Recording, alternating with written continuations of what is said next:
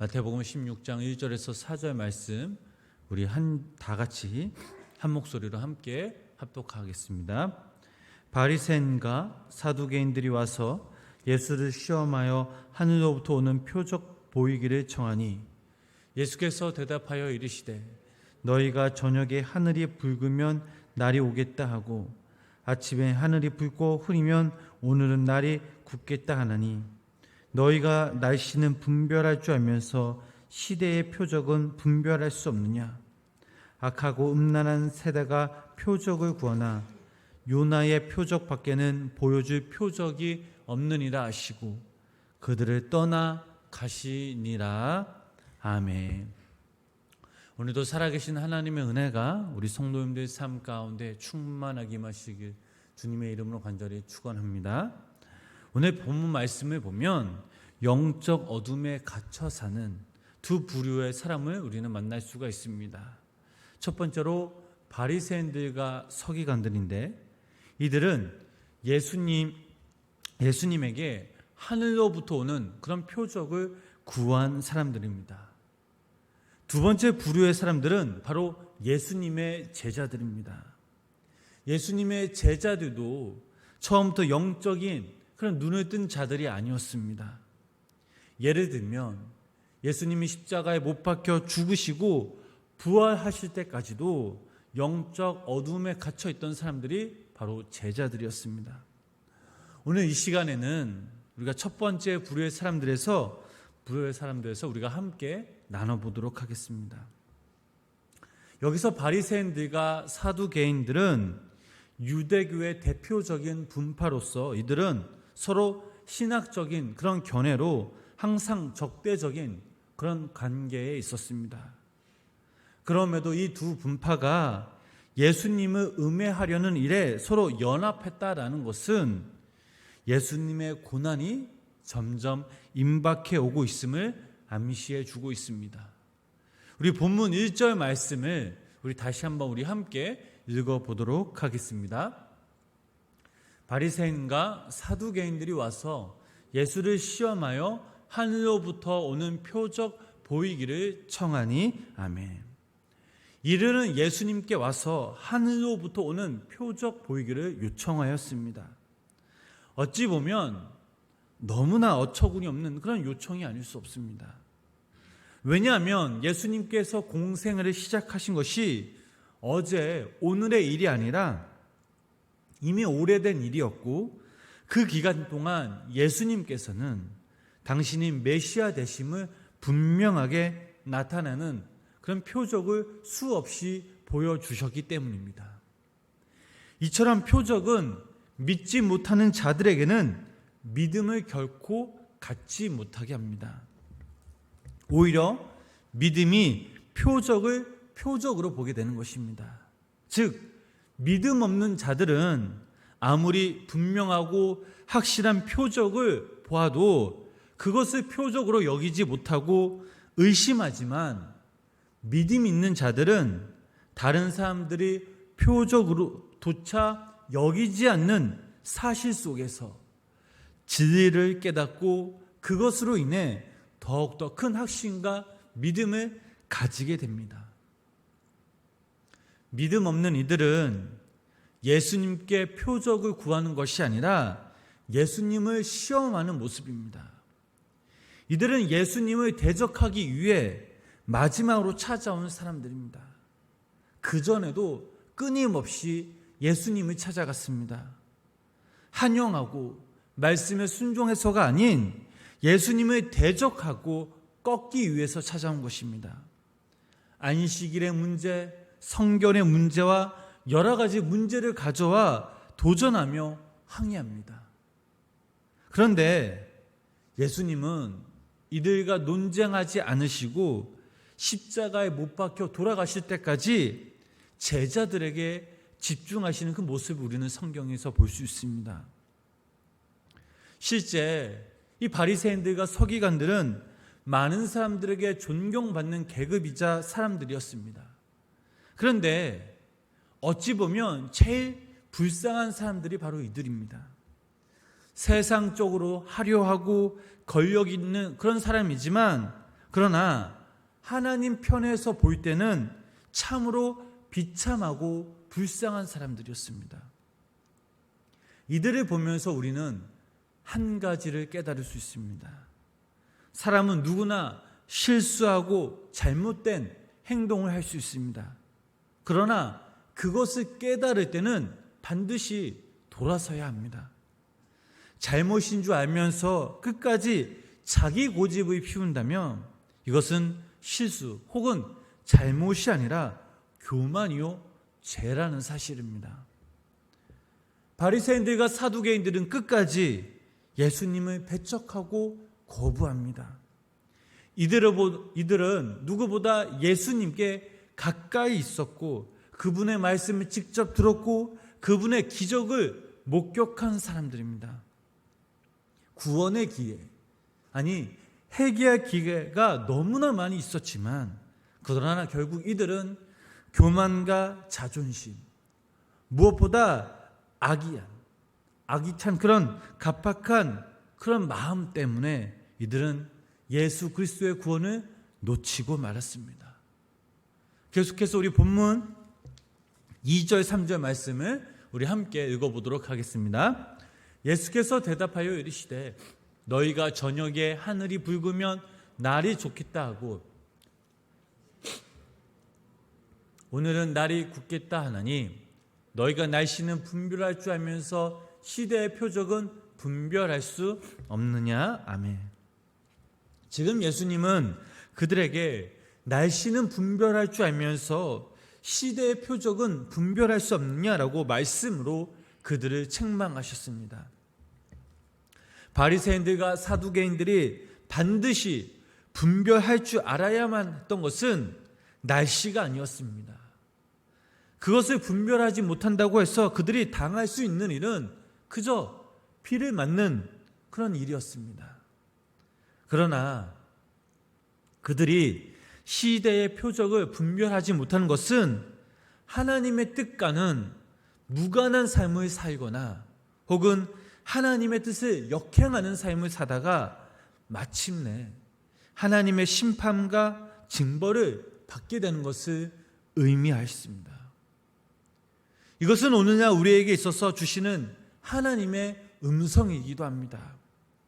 오늘날 우리들 역시 일상사나 관련된 이치나 표적은 분별하면서 우리를 향한 하나님의 뜻을 나타내는 시대의 표적을 분별할 줄 모른다면 결국 하나님의 준엄한 심판과 형벌을 면할 수 없습니다. 오늘 이 땅의 사람들의 관심이 어디에 있습니까? 주가 동향, 경제 전망, 그리고 토지와 주택에 관한 그런 관심뿐입니다. 우리 이 시대를 향한 하나님의 뜻을 나타내는 시대의 표적을 알기에는 너무나 관심이 없습니다. 따라서 이들 역시 하나님의 뜻과는 무관한, 아니 하나님의 뜻을 저버리고 살아갈 수밖에 없습니다. 그렇다면 여기 모인 우리, 영상을 통해 예배 드리시는 우리 성도님들은 어떤 마음과 어떤 마음으로 이 하루를 살아가고 계십니까? 행여나 우리 또한 이 세상 사람들 그 속에 있지는 않습니까? 우리들의 관심이 이 땅에 먹고 사는 것에 관련하여 집중한다면 우리들 역시 저 많은 사람들, 즉 세상 사람들과는 별반 차이가 없다라는 것입니다. 지금부터라도 우리의 관심은 이 땅을 향한 하나님의 그 마음, 시대의 표적으로 돌려야만 하겠습니다. 그래서 하나님의 주신 그 마음을 깨닫고 이 시대의 표적을 분별할 줄 알아야 합니다. 하나님을 향한 그 마음, 하나님에 대한 그 묵상이 더욱더 깊어져야 하겠습니다.